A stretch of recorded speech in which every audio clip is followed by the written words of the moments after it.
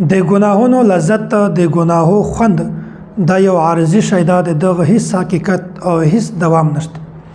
حکیم الامت حضرت مولانا اشرف علی تھانوی رحمت الله علیه فرمای وای د ګناهو د لذت مثال داسې ده لکه د یو انسان په جسم باندې چې خارخ لګیدلی وي او دی بار بار هغه جسم ګروي.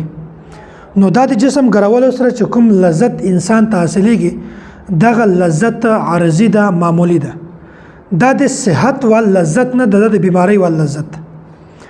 نو انسان که چیرته دغه لذت حاصلوي، خوند حاصلوي او جسم ګروي، دا وایي چې زه جسم ګروم، یو وخت په داسې راشي چې دا جسم به زخمی شي، بیا به درد ورته محسوسیږي، تکلیف ورته محسوسیږي، بیا د دغه درد او د تکلیف په مقابله کې هغه لذت بالکل معمولی او حقیر شی ده، دایمي شی نه ده، هیڅ فایده یې نشته.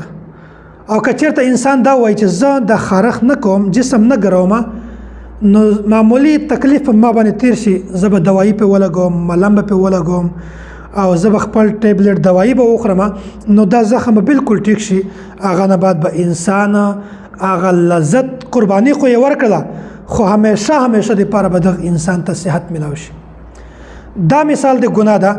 د ګناه لذت دا بالکل عارضي شی ده. که یو انسان اول دی وره په ګناه کې مبتلا کیږي، انسان د دا سوچ وکړي چې زه مې که دا ګناه وکړله، د دغه ګناه مخته وبال، د دغه ګناه سزا د څومره زیاته ده، هغه به زه څنګه برداشت کوم. نو بیا د انسان لږ قرباني ورکړي، دا ګناه چې کومه ده دا د په پښو لاندې کړي او دا سوچ ته وکړي چې دا ګناه لږ تکلیف زه برداشت کوم، دا خوند ختم کوم، خیر دی که ماته لږ تکلیف میلاو شي هم، خو زه به د همیشه دپاره کامیاب وم.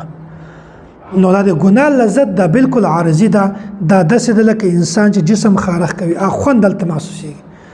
داسې انسان ته په ګناه کې خوند وي، خو ده ته پکار ده چې دی په هغه خپل خواهشات نفس باندې کنټرول وساتي، هغه ګناه نه ځان بچ کړي. همیشه دپاره به دغه انسان کامیاب وي، هلته چې دغه انسان د تقوا والا زندگی اختیار کړي، د ګناه د زندگی نه بچ شي او د تقوا والا زندگی اختیار کړي. انشاءالله دا انسان به همیشه دپاره په دنیا کې هم کامیابی او په آخرت کې به هم کامیابی.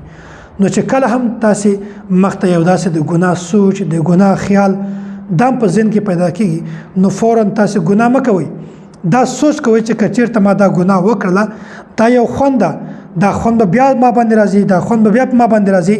نو تاسې په هغه وخت کې ګناه پرېږدئ، ګناه کله هم مه کوئ، په هغه باندې خپله پښه د پاسه کېدئ. نو انشاءالله تاسو ته به آینده داسې د ګناه وال کار مخامخ هم نه راځي.